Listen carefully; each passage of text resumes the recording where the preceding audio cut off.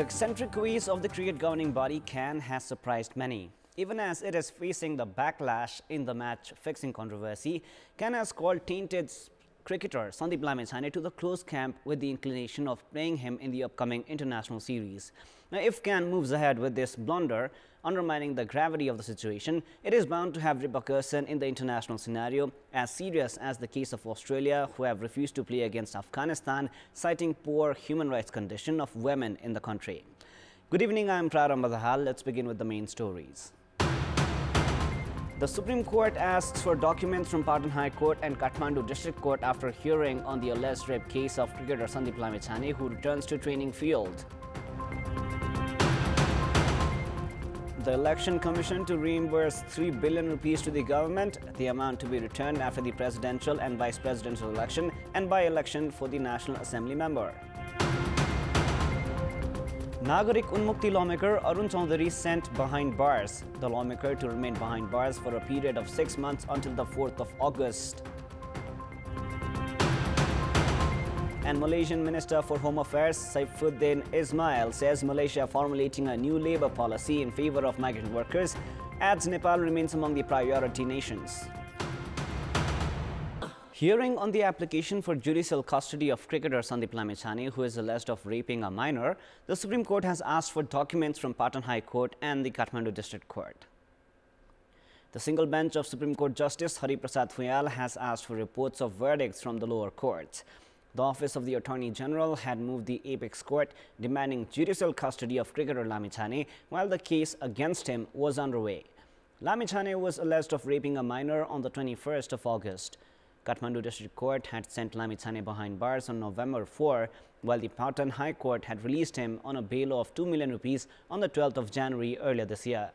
The Office of the Attorney General had then moved the Supreme Court following the release of Lamechhane on bail as the government seeks judicial custody of the tainted cricketer while his alleged rape case is investigated.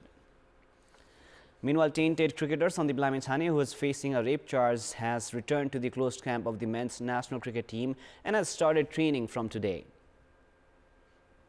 Cricket Association of Nepal CAN has included Lamechhane in the list of 20 players for the camp. Earlier this week, CAN had announced a 28-member preliminary squad for the ICC World Cricket League 2 series involving Namibia and Scotland. 10 players were removed from the preliminary list, while CAN has included Lamechhane and Pratis GC in the squad of 20 members. Prior to this, CAN had suspended Lamechhane on the 8th of September.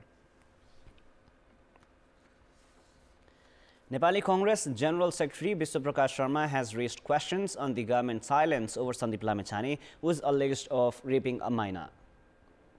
The national cricket governing body, the Cricket Association of Nepal CAN, had lifted the suspension on Lamechhane and included him in the squad, which paved the way for him to join the closed camp.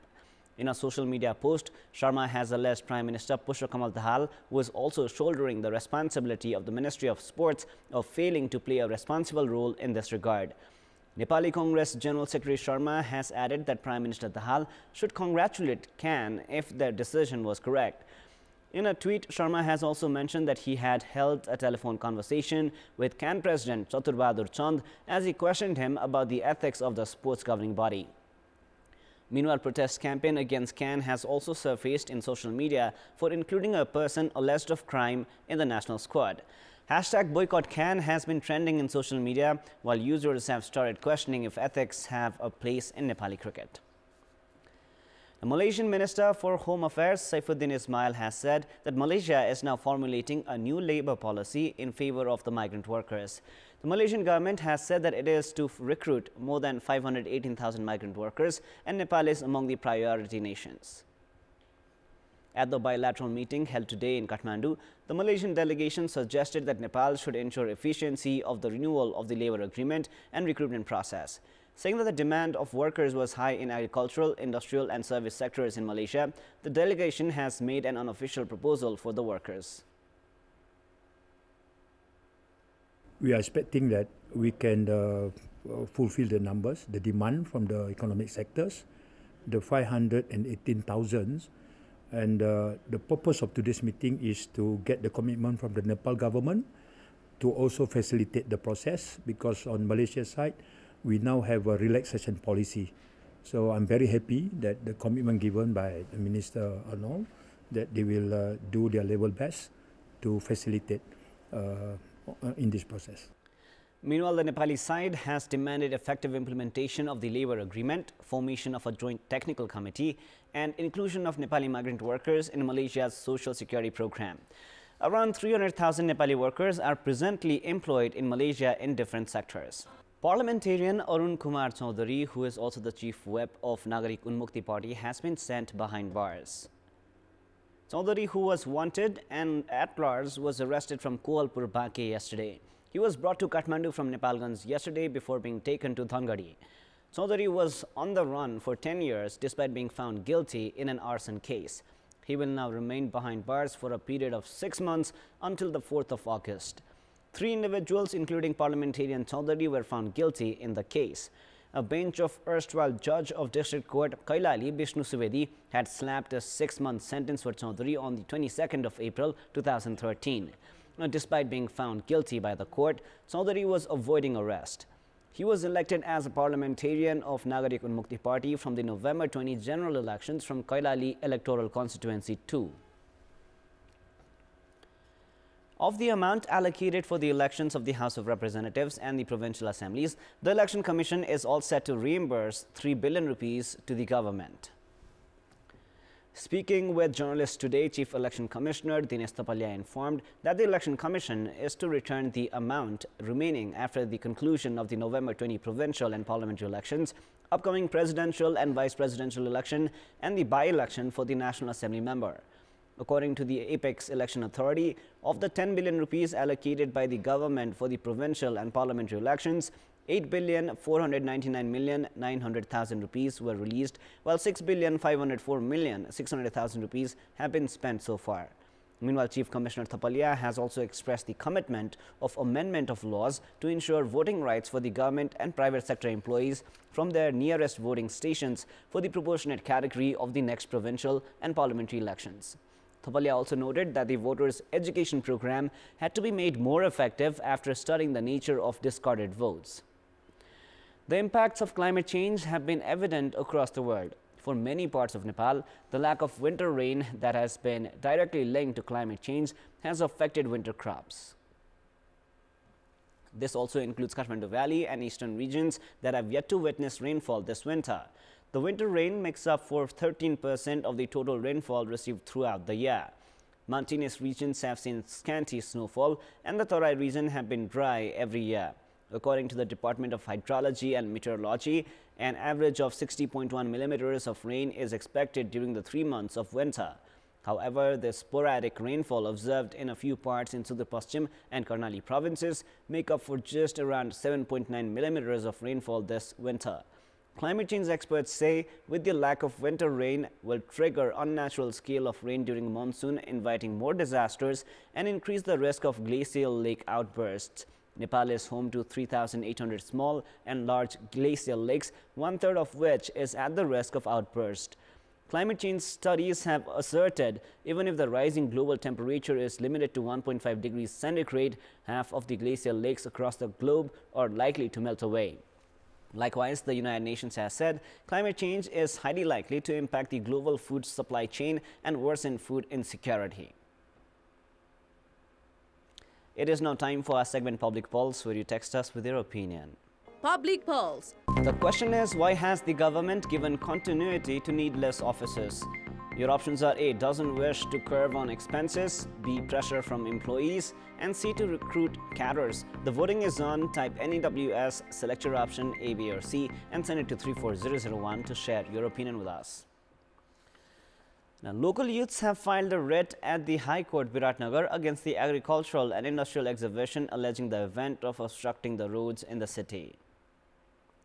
Demanding the resumption of roads by halting the exhibition, 25-year-old Bindananda Nundi of Biratnagar Metropolis, Ward number 9, has filed a writ at the High Court.